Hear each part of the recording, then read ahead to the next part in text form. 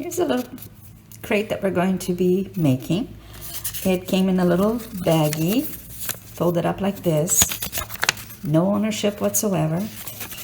Don't know who to credit for this, but it comes with these lovely little real pieces of wood, and it's quite satisfying watching all the little bits all nicely and tidy. And let's see how this goes together. It's just to first to sand. I'm not going to. I like it a little bit rustic, and it's already quite finely done. Then it says stain the pieces the color you would like and dry. I'm not going to stain it. I think I'm just going to do some sort of a finish at the end. Not sure what that's going to be. Then taking the end pieces and the narrow pieces, I apply glue to two ends, or both ends, and place the end piece on top on both ends. I used my little gluing jig, little Lego, to make sure it was nice and square. Now I did the same thing for the other end of the box or the crate.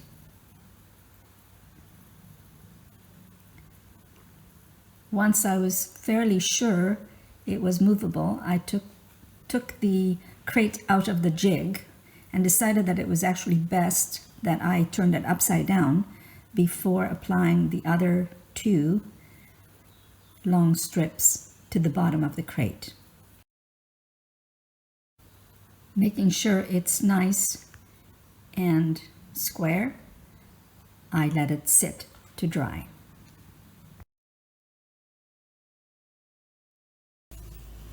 Okay, now it is nice and dry and you can pick it up. I'd still be careful with it because it hasn't been that long. And we're going to apply the side pieces.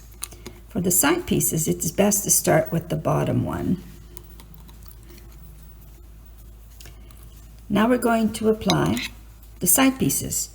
For the side pieces, it is better to start with the top one. By turning your crate upside down, take some glue, and you're going to apply it onto one side, on both sides. That's a lot of glue.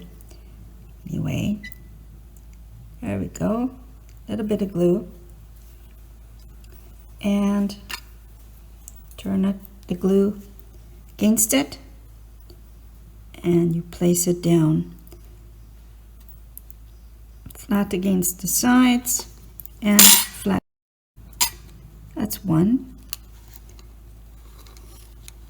Shift it around, do the same thing onto the other side.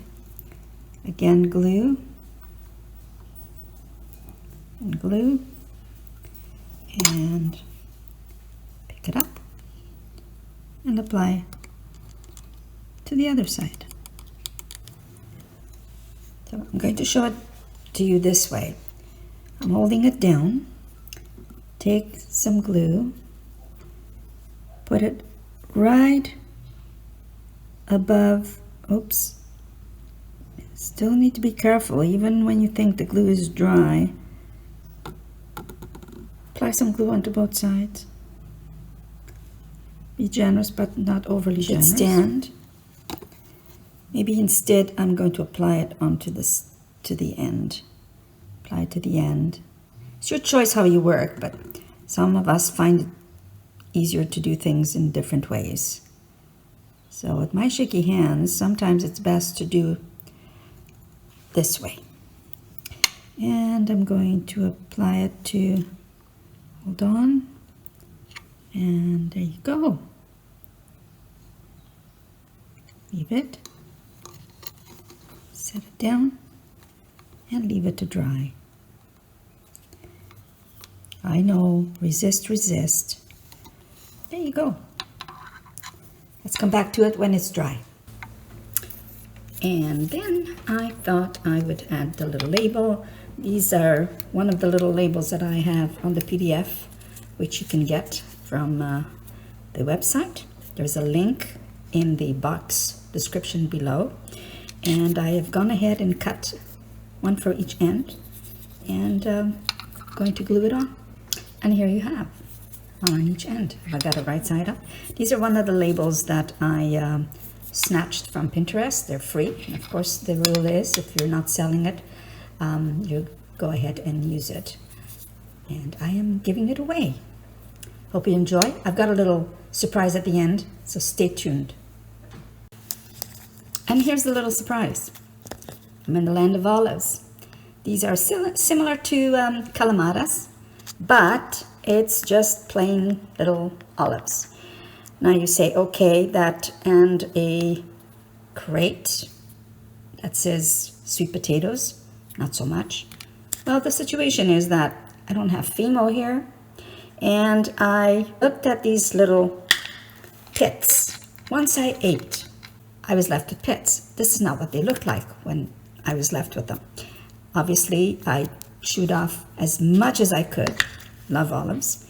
And then I immersed them in bleach, took out all of whatever food residue there was, took a nice scrubby brush, kind of a metal brush or a very hard toothbrush that you might have, and took off all the little bits that was left. And then this is what they look like. Now some of them already have a little bit of color because I just did them. What I'm going to do with them is transform them into yams. They spoke to me and said, I want to become a yam or a sweet potato. And this is what I did. I took them, I did all the process of cleaning I just went through.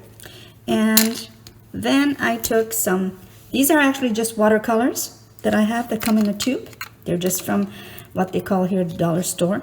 And I added them to my board and a little bit of water and started to just run some mixes of this. It's kind of a brown, a red, and an ochre.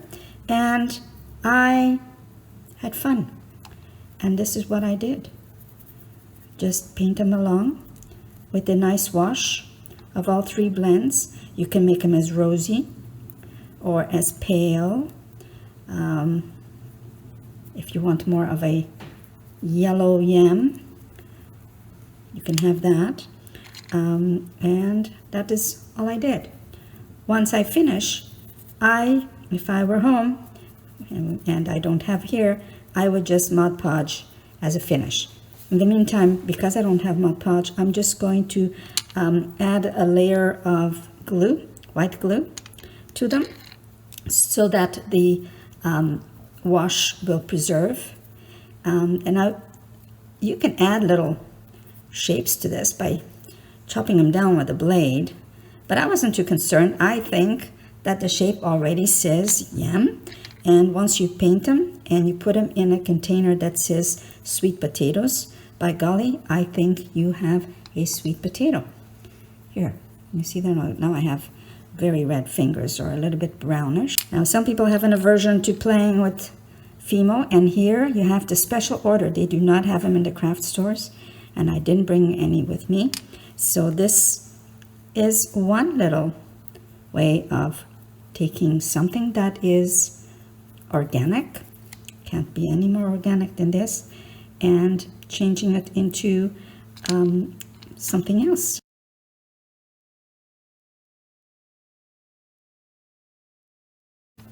When these are done, maybe I should add a little bit more of the ochre. I think maybe some of them, you look at some pictures. I'm going strictly by eye right now because I wanted to get this done and I didn't want to stop to look at photos of what a yam looks like. I'm doing it from memory. I've eaten enough of those to know what they must look like. I'm going to put this all together, finish it off, let it dry, and I'll show you the result. And here it is, the finished crate with some yams or sweet potatoes from an olive. Enjoy your olive. Don't throw away your pits. Wash them, clean them like I showed you. Use them in your dollhouse, in your crate. Put them in the pantry. Anyway, I enjoyed making this video for you. If you liked it, don't forget to like and subscribe. Leave comments. I'd love to hear from you. Don't forget I have a PDF attachment on this video on the bottom that you can download for some of the labels I have put there for you, and how you can cut the different sizes that you need to make your crate. And hope you come back and join me again next time. And for now, thanks for watching. Ciao.